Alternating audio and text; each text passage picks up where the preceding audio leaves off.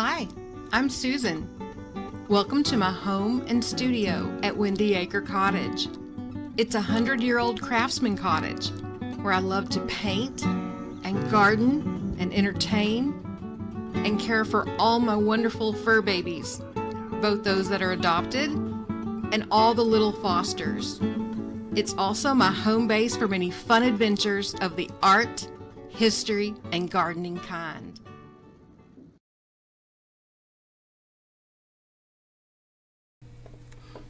This morning I am painting my own rendition of St. Phillip's Anglican Church in Charleston, South Carolina. And I'm doing it in watercolor.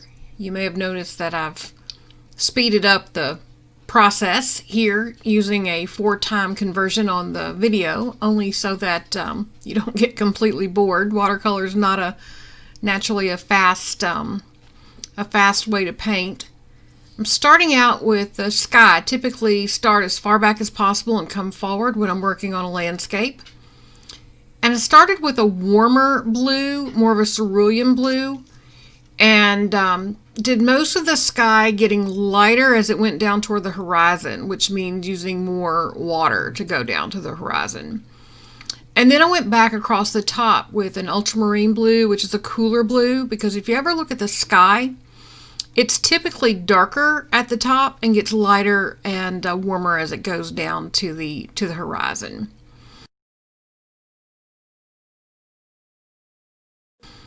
At this point, I wanted to go to a different location to give that sky a little bit of time to dry. If I had worked on the steeple at this point, it just would have been a mess.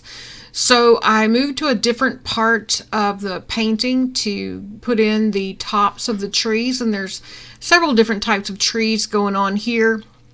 I'm really only differentiating between palm trees and then what the other trees are. And the other trees are, I don't know what they are, but they're not palm trees, but they're all kind of shaped the same. They may not be the same, but they're different than the palms.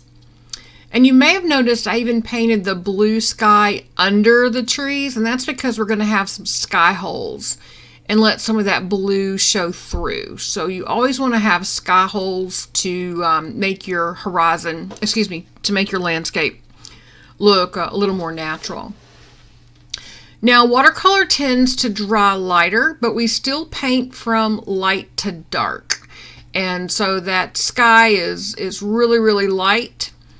These trees are not that light, but I wanted to go ahead and get kind of a base in there and let it kind of dry, and then start working some detail on top. Now, the photo is taken pretty much at high noon.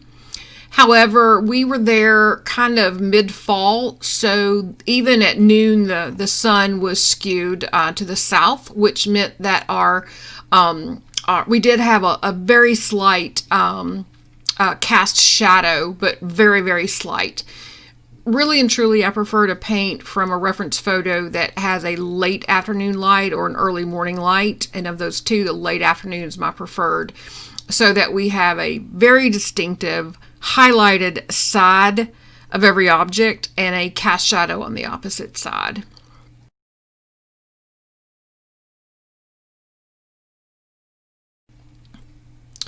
Unlike painting with oils and acrylics, which I prefer long handle brushes, and I hold those brushes like they're a baton, when I paint in watercolor, I typically paint very small. This is 5x7. And I also paint with very small brushes, short handle brushes, tiny bristles, and I hold it more like a pen or a pencil. I still mix color using watercolor, but because I have so many watercolor sets, I have so many different colors to choose from that sometimes I don't always mix those. But you can see here what I choose to mix and what I don't. It's kind of a mixed emotional day for me. Last year at this time, we were in Charleston, and I was invited by a friend of mine, Dianne, who invited me to join her on this wonderful adventure.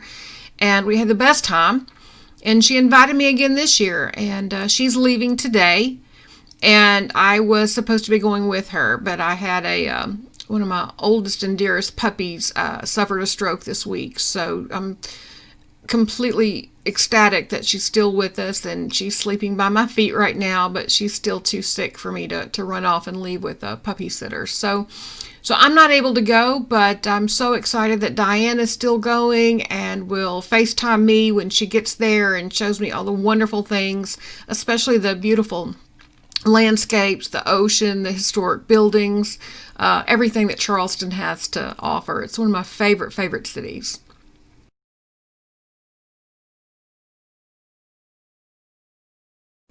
I went back to work on that steeple, give it a little more detail, and I may have gotten it a little too dark, but the good thing about watercolor is it will dry lighter. And I did have to wait for that sky to dry completely, or the steeple would have bled into the sky. And that's not always a bad thing, but you want to be able to control where the watercolor bleeds and where it doesn't. And that steeple is pretty much a center of focus, so that is not where we want soft edges. You want your center of focus to have the most color, the sharpest edges, the lightest light, the darkest dark.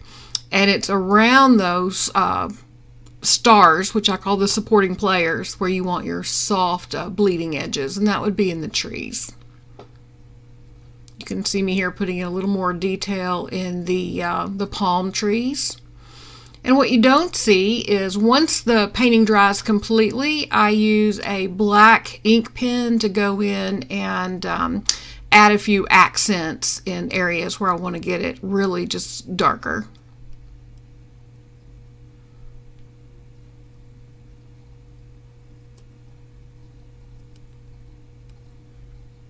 I hope you try this at home. I'll make sure you've got the reference photos that you need to get started. Be sure and share a photo of your painting with me on social media and tag me so I can see what you're up to. Be happy to give you some feedback if you like, but I really just like to see the pretty paintings you come up with.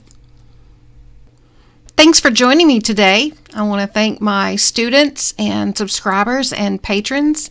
And if you're not a subscriber, please subscribe by hitting the button. That way you'll get notification each time I enter a new video.